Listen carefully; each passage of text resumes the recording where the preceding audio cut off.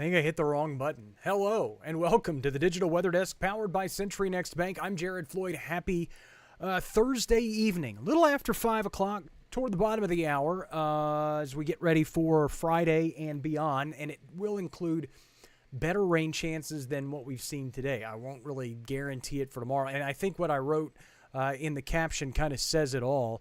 You shouldn't be surprised if you see rainfall tomorrow. Everybody has rain chances, but you shouldn't be surprised if you don't see rainfall tomorrow. Kind of a tough call. Actually, I don't even see the caption anymore. When I wrote it, it sounded very witty and it made sense. I don't even remember what I wrote, but you get the general idea. Check out the almanac from today, 82. The daytime high at the Monroe Airport, morning low of 67. Special shout out to my friends at the Bastrop Lions Club. We were at the Snyder Museum earlier today for their weekly visit. Yes, weekly visit. And they meet every Thursday, so I was their guest speaker today, and they said that I was one of their most popular guest speakers since the bear guy. Apparently they had a guy that talked about bears and knew a lot about bears, and so that means a lot to me because bears are cool. But again, special thanks to them for having me out today. Had a grand time. Got to kind of talk about the Digital Weather Desk and what we're doing, how we're doing it, and why it's important to our community. And always happy to do that. You can always email me at jared@digitalweatherdesk.com if you have a speaking engagement you would like me to take part of. If I would have known they were having lunch today, I wouldn't have eaten because their spread was amazing. It smelled delicious, but I had already eaten. Dumb me. Anyway, temperatures across the area, low to mid-70s, 77 in Monroe, 71 in El Dorado, 73 in Homer. Overall, not too bad of a day. We did see the rain in some spots, but most of us didn't see the rainfall. Dew points, low to mid-60s, still fairly soupy at this point, setting the stage for some possible rain chances tonight and through the day tomorrow. But again, they are hit and miss. They are off and on rain chances. Some will see it, some won't. It'll be scattered. Basically, anything that I can tell you to say, I genuinely don't know if you particularly are going to see rainfall tomorrow. Parts of the area will, but in terms of any specific location, no idea. Hayden asks on YouTube, will it be severe or just regular, nothing to worry about rain? I wouldn't be worried, so to speak, about tomorrow. I have the severe weather risk for tonight in the forecast lineup here, but it's mainly focused well to our west. It does include the far sliver of counties in southern Arkansas, but generally speaking, I'm really expecting this just to be some scattered showers and thunderstorms. This time of year, any thunderstorm that develop could possibly become severe, but I'm not expecting that to be a widespread concern as we go through the day tomorrow. Hopefully that answers your question. So again, not really expecting a significant prolonged severe weather threat, but again, this time of year, any storm in theory could become severe. The likelihood is low though. Drought monitor for today, it's for the week, was updated today, the newest one. Moderate drought conditions across southeastern Arkansas. Abnormally dry conditions include most of the Ark-La-Miss region, and even severe drought conditions starting to move back in. So, clearly speaking, we need the rainfall. This is the loop over the last 12 hours, and you can see how the rain kind of teased our area this morning, moved through portions of southern Arkansas. We actually saw about a little over a quarter of an inch of rain. I know the rain total said about a tenth of an inch in Monticello. They were actually a little over a quarter of an inch of rain so far today. And you can see the next round of rainfall and thunderstorms developing back out to our west. In fact, as you take the loop over the last couple of hours, we kind of shrink the loop down from 12 hours to more like 2 hours. You can see the storms as they continue to make their way toward the I-35 corridor and points eastward. There's kind of two areas of thunderstorms. There's the large glob of storms making its way through the Dallas-Fort Worth metro, and then there's the dry line surge out to the west, toward the San Angelo and Abilene areas just east of Lubbock. That dry line won't make it all the way into our area, but obviously the storms continue to propel eastward, all driven by a mid-level disturbance that you can generally starting to see pivot through portions of eastern New Mexico and through the Texas and Oklahoma panhandle. It's kind of positioned back just to the east of Albuquerque. Is that little kind of swirl there that's starting to pivot to the northeast, and that's helping to propel and fuel all of the showers and storms off to the east. Now, that said, we kind of lose that upper level support as this system moves into our area tomorrow, and that's where we're really left with a lot of skepticism in terms of how much rain we can really expect to see in our area. Futurecast made possible by Bayou Power Sports I-20 Frontage Road in Monroe, and I think it's important to note, I'm going to go back just a second so I can show you this. This is how the showers and storms initialize, but by the time we get to 12:30 on Friday morning, which is just after midnight tonight, that's pretty brutal because the storms look very menacing and okay, we're going to get rain. We're going to get much needed rain, maybe a few thunderstorms. And then just watch how quickly they go poof. The reason being is this: we're still under the influence of a ridge of high pressure aloft. And I know you're thinking, well, aren't they? No, they're being influenced by that upper level disturbance that I just showed you on the water vapor imagery. As that activity moves eastward, it moves farther and farther away from that disturbance, and it collides with that ridge of high pressure aloft, and a lot of it just gets squished and sandwiched and suppressed to nothingness. It also doesn't help that most of these storms are moving through during the overnight hours as they approach our area, which is when the atmosphere is trying to cool and stabilize, and that also helps to zap thunderstorm potential. As we go into the day tomorrow, there will be this kind of nebulous, large glob of area that has a lot of warm, humid air, but doesn't really have a lot of forcing or much of a trigger in the atmosphere to generate showers and storms. So I would still expect the best chances of rain to be early in the day. By early afternoon or mid-afternoon, there's probably going to be a gap in the rain. And then the front arrives by late tomorrow evening into tomorrow night, and I would expect that to maybe provide a window of opportunity for additional scattered thunderstorms, indicated here. So there's really not a point in the day tomorrow where I can completely say you are not going to receive rainfall. But there's also not a window of opportunity through the day tomorrow where I can guarantee that you will see rainfall. How's that for a forecast? I feel like the biggest fence straddler that I could possibly be, because again, that's just how the forecast has been for a week now. Well, for almost a month now. Computer models suggesting the rain's on its way, and then it goes, oops, never mind. Psych. Yes, I'm bringing psych back.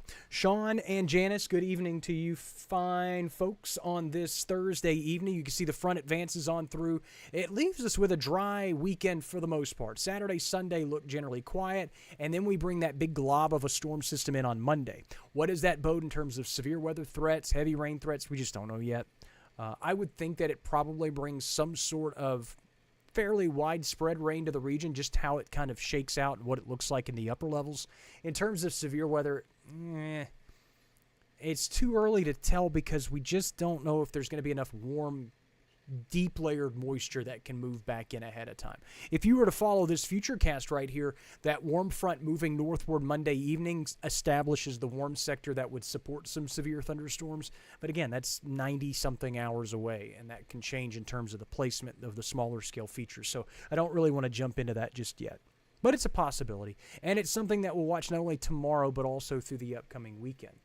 Jesse and May, good evening to you as well. Sean says, I feel like there's a big bubble over my house that won't let rain in. I think there's just a big that's what a ridge of high pressure is. It's just like a big dome. It's like, nope, won't let it happen. Severe weather threat for tonight. All severe weather hazards and alerts made possible by Allegiance Health Network. Not really buying the severe weather threat for our area, but we're just close enough that we can't rule it out. I say this a lot. Storms don't see these marginal or slight risk areas and then go, oh, I'm moving into an area with that out and outlook. I have to stop. No, it's Mother Nature doesn't work that way. So obviously, the threat is greatest to our west. It's not out of the realm of possibilities for a rogue strong storm to perhaps move back through the region. Ramona's in Mena. Lots of rain. Creeks are running high. Yeah, you guys have seen a boatload of rain today. And almost specifically today, well, yeah, and last night. So over the last 24 hours or so. You guys have seen quite a bit during a stretch when you were seeing nothing. So y'all be careful. Make sure you download the app, the Digital Weather Desk app. I know that technically I don't serve Mena, but that app works anywhere in the country. You'll receive flash flood warnings and all those types of things for western Arkansas, anywhere you travel. As long as you're in the United States, somewhere where the National Weather Service issues alerts and stuff like that, you'll get them. So make sure you have it downloaded. And be careful out there. Excessive rain outlook. Right on par. Thank you, Ramona, for giving me the segue. Slight risk level 2 out of 4 flash flood categories or excessive rain categories. Mainly includes the Ark-La-Tex region through the Red River Valley and then stretches into the Ozarks and into north central Arkansas. So think the I-30 corridor, I-40 corridor, but not really into our area. Marginal risk today and tonight for our area, again, a rogue strong to severe storm or a rogue thunderstorm could obviously dump some brief heavy downpours, but most of us probably going to see some manageable totals over the next 48 to 72 hours. Kevin said he had to turn his irrigation back on in the flower beds. I don't blame you. A lot of folks need the water at this point. Futurecast rain totals. This is through Tuesday. So this is not only encompassing what we're going to see tonight, tomorrow, but really more so focused on what we see Monday. And there are some fairly hefty totals during that stretch. 5-day rainfall forecast, same story. I'm not showing this to alarm you because most of these rain totals would be Monday, Tuesday, not today, tomorrow. So if you have outdoor plans tomorrow, there's a very good chance that you get those outdoor plans in without any issues. High school football, things like that.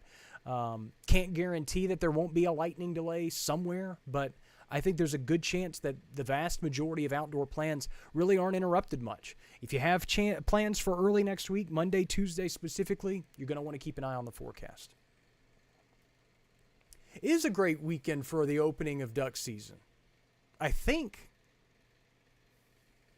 I'm not a hunter, Randy, to be honest with you. We do the fish and game, and I lean on a lot of hunters to give me the information that they need so I can relay it. I am not a hunter.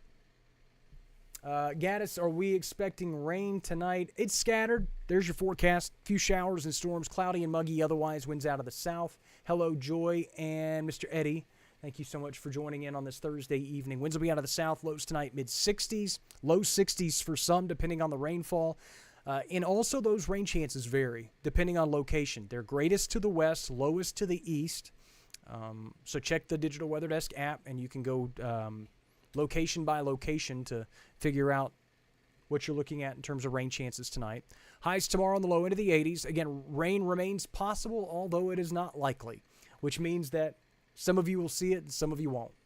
And it's almost impossible to say who's where. Winds will be out of the south-southwest, 5 to 10 miles per hour. Then the front advances through. 7-day forecast brings some slightly cooler air Saturday, Sunday. Nothing dramatically cooler. Slight chance of rain across the southern parishes Saturday. Sunday generally looks dry. And then we bring the rain chances back in Monday, Tuesday. I think it is fair to say, obviously, the rain chances Monday night will be highest. In fact, if you go to the app and you look at Monday night's rain chances, they're up, I believe, to about 60% in most locations.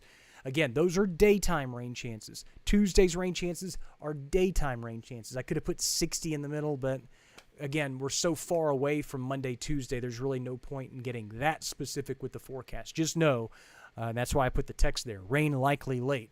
Rain chances are best Monday night into Tuesday. Forgot to put the turkey on. Not in the oven, but I forgot to put it on the 7-day. That will not happen tomorrow. Sorry, everybody. I feel like I let everybody down. Everybody wants to see the turkey for Thanksgiving. Anyway, it'll feel very Thanksgiving-like. 50s for highs, 30s for lows as we head toward Thanksgiving Day. Some big travel days leading up to it. We'll see how the weather impacts things there. And then we should stay pretty cool for the big shopping weekend to follow. Obviously, 7, 8, 9 days away. The forecast is still prone to some changes, but we will probably drop to a more seasonal feel by that stretch. Obviously, we have thunderstorms off to our west, not an imminent severe weather threat or imminent storm threat for our region, but I'll keep an eye on the radar as we go through the night. If we get to the 8, 9, 10 o'clock time frame and we just need a quick live or a quick video update, not even for severe weather, but just to kind of update the overall forecast, I'm going to reserve the right to do that. I'm not guaranteeing that it will be necessary, but it is something that is a possibility. Obviously, your fishing game comes out at 8, and then we'll have your morning forecast first thing tomorrow. May see you before then. Maybe not, but I'll be live with you tomorrow morning, and we'll set you up for the weekend. And that includes some football forecasts tomorrow night, and and then looking at Monday and Tuesday as well. lots of stuff to cover. Things got relatively. I don't even think it's that it's that busy weather-wise across the area. It's just been that boring between now and then. So glad to at least have something to talk about, and hopefully this rain is beneficial for the area because we need it. All right. Forecast is always available at digitalweatherdesk.com and on the Digital Weather Desk app, available for Apple and Android users. Again, alerts work anywhere in the country, no matter where you are. And the forecast you can get for anywhere in the country, no matter where you are. Thanks so much for stopping by the Digital Weather Desk, powered by Century Next Bank. Enjoy the rest of your Thursday. I'll keep you updated if anything changes between now and tomorrow morning.